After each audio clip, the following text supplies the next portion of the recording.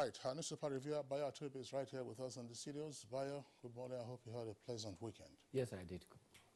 Bayo, you're welcome. Good morning, Kingsley. All right, let's begin the review with the leadership newspaper.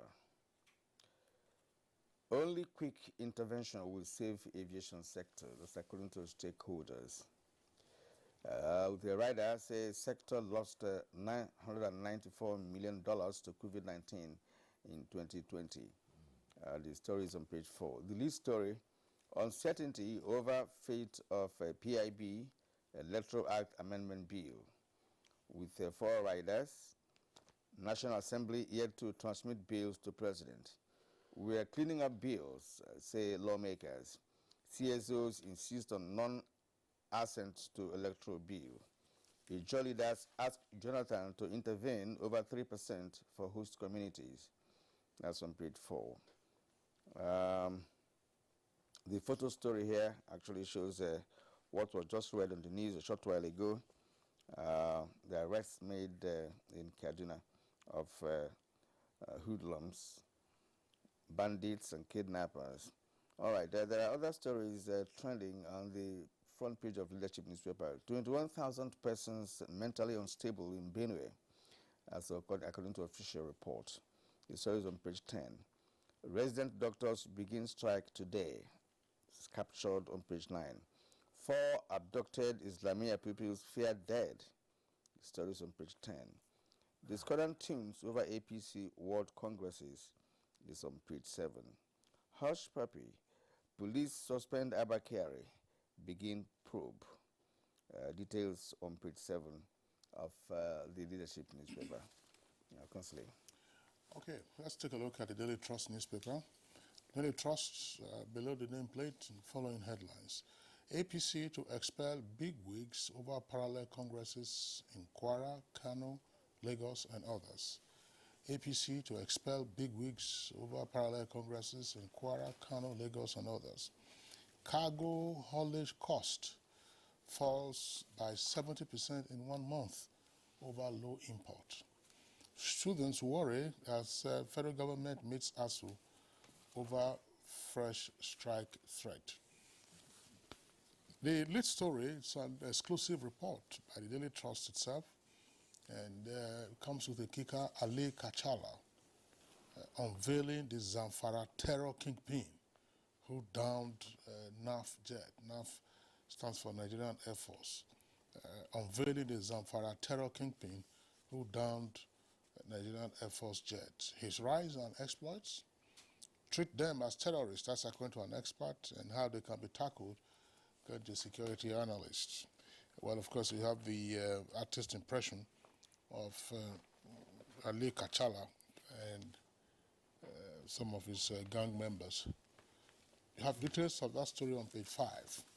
Ali Kachala unveiling the Zamfara terror kingpin who downed NAF jet. Hush puppy, that's the kicker. Police begin probe, suspend Kyari.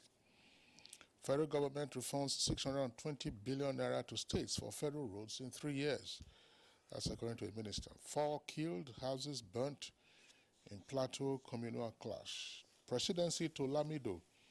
Reveal how Turaki surrendered governorship ticket to you. That's page 6.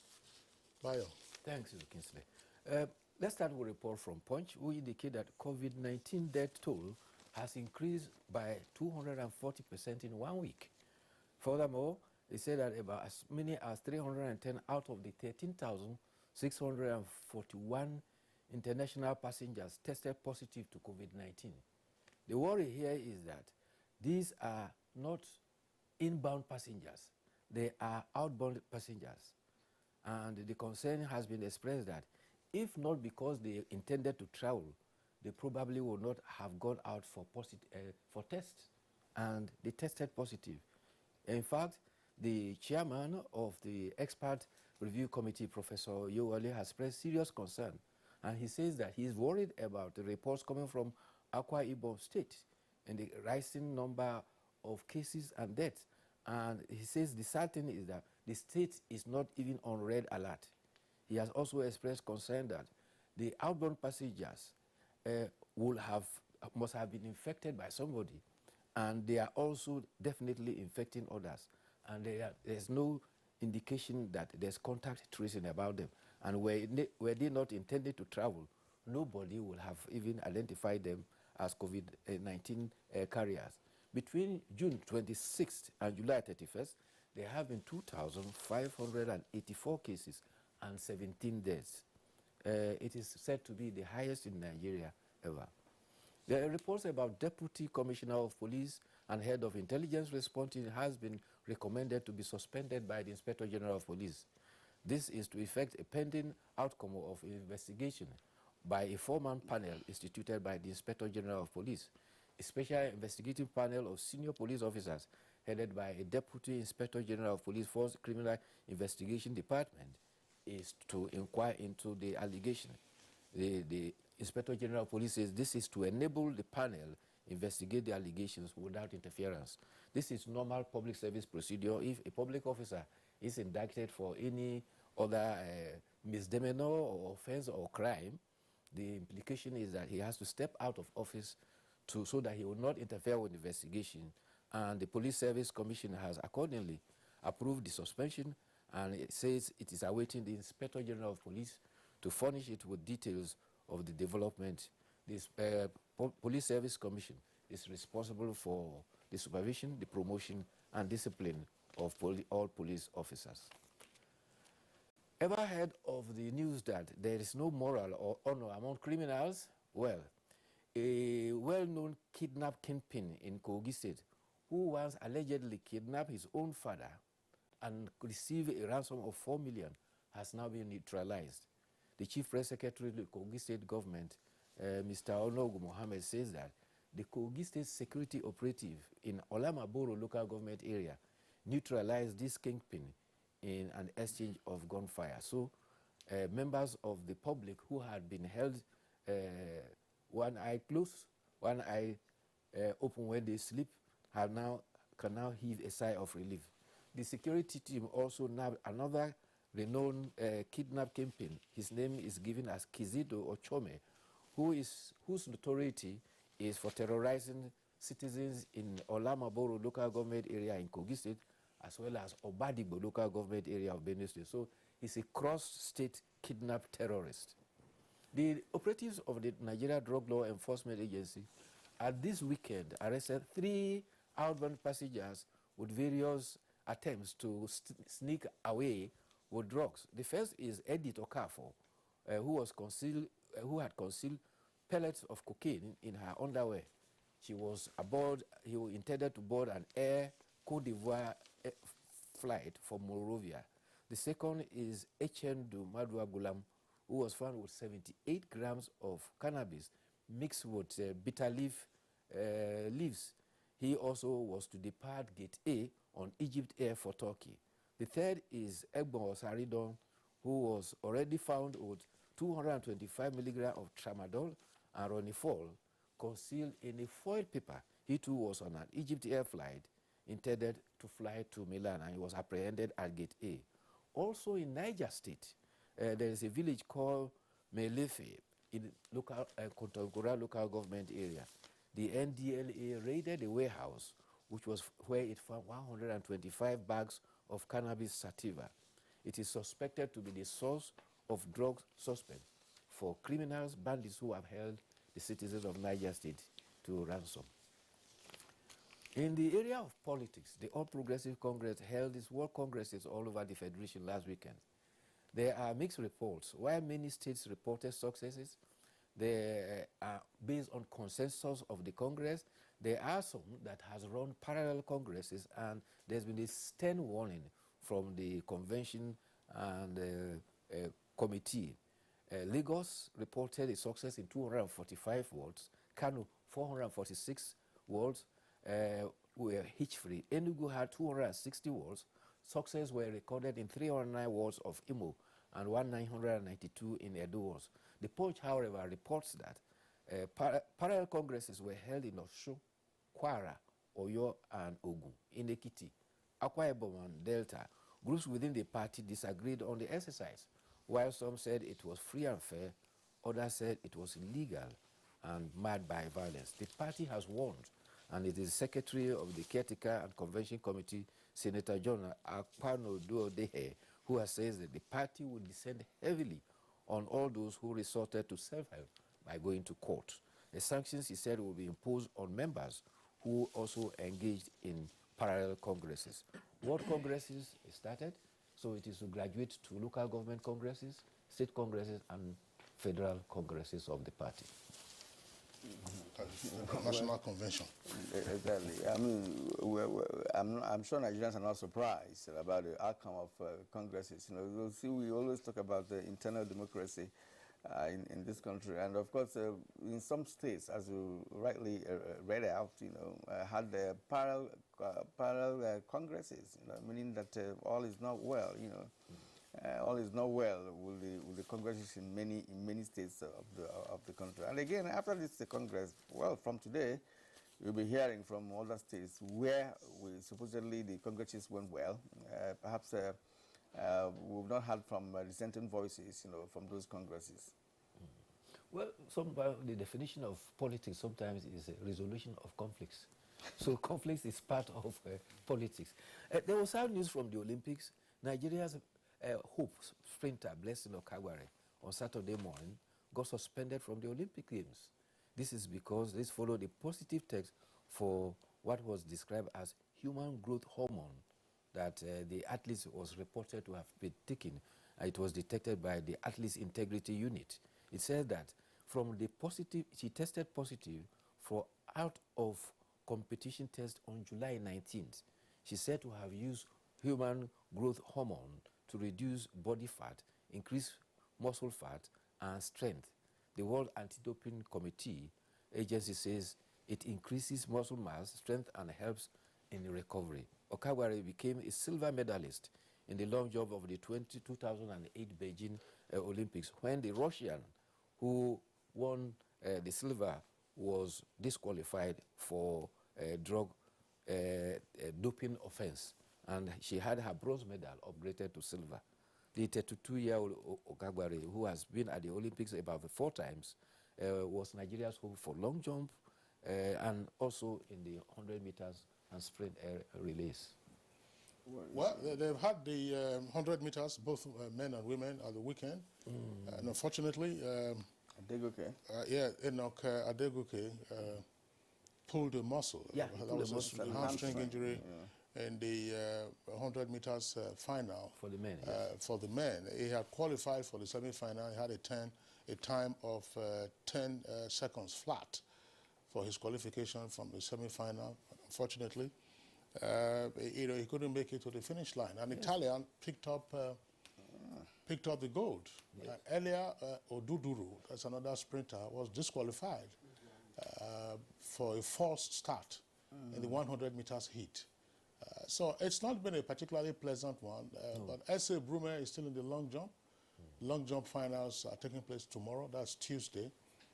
I was watching the basketball match between the female Nigerian team, the Tigress, and Japan. And Japan, yes. But it was getting too late, so I had to go sleep. Part of what I just observed, I don't know. I've not been able to check what the final result was. Our girls determined, strong, and competitive, but they lacked clinical finish. Yes.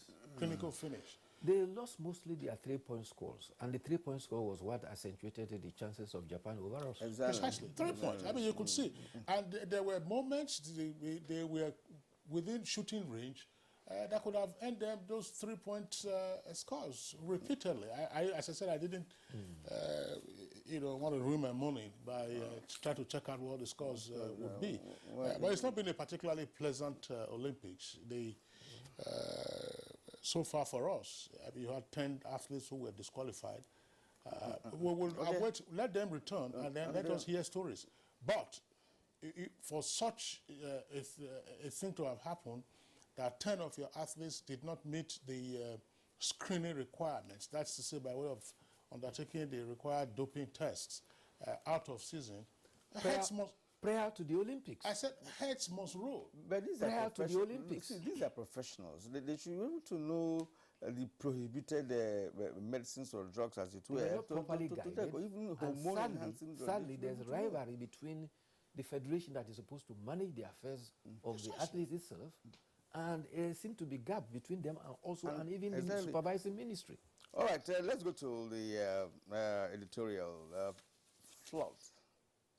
We can do more to tame the monster. Yes. Year in, year out, NIMET will come with flood warning. But what do we get at the end of the day? Flood overwhelming everybody. It is only area of flood where the ears hear, but the owners of the ear do not heed the warning. Year in, year out, the floodplains of Nigeria are always inundated. Come to talk of it, you know, when we talk about this flood thing here, what can you do? It inundated Europe, America, who had the best of drainage system, who have this technology to even, try and stop the flood. So, you see, when we talk about climate change, it's all part of it. Yes, you, as I rightly pointed out, you know, we don't really prepare for it. But if it can get into you across Europe and Americas, that shows that something is wrong somewhere, which may be natural. That's why we talk about climate change. So I'm not sure there's much that we can do here, you know, to stop these floods from coming. But as rightly said, I mean, if you prepare for it and try and do the much you could before the floods come, fine. But otherwise, I wonder why it's overwhelming the entire world. Granted that, yes, climate change is responsible and it is a worldwide phenomenon. But to be forewarned is to be forearmed. The forewarning was there, but the arming has been very slow. And this is why we have to emphasize on this prerogative. The warning by NIMET and also the initiative to ensure that drainages are cleared of clogging. We have a very bad habit of dumping refuse in drainages and we get them blocked. There's the coastal element also. In areas of reclamation, it has been a matter of consequence that the sea is fighting back. Well, the flood alert is usually issued by the Nigeria Hydrological Services Agency. That's NISA. They are based in Utako here in Abuja. And I don't know whether Kira and I have been on site together, where the DG of NIMET, the DG of NISA, and other rain and water experts have talked about flooding and the flood alert. These are the jazz months, as they are referred to, where, you know, July, August, September, where you normally have heavy rainfall. And this year, it's not been out of character. I mean, there have been so many catastrophic incidents. Buses plunging into swollen rivers, buses with passengers fully loaded, also swept away, persons drowning in different parts of the country. There are different types of flooding, as you were trying to indicate. Yeah, global warming, you can attribute that to what is happening in the coastal areas. But global warming has nothing to do with urban flooding. Urban flooding is just poor maintenance of drainages. And then river flooding, just hang on a second. River flooding also arises, as the experts have always told us here, that we are not fully utilizing our waters. Okay, well said, you know, but I also see flooding of cities in America, cities in Europe.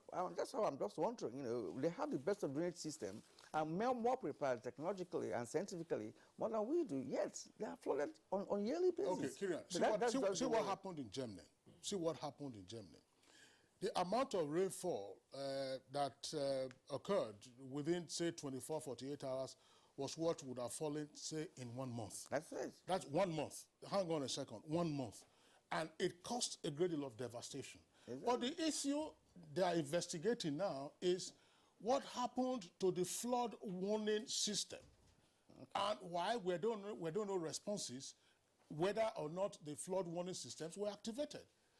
All right. You're quite right. You know, flooding is flooding. Yeah, that's just that. You know, each country has its own peculiar problem.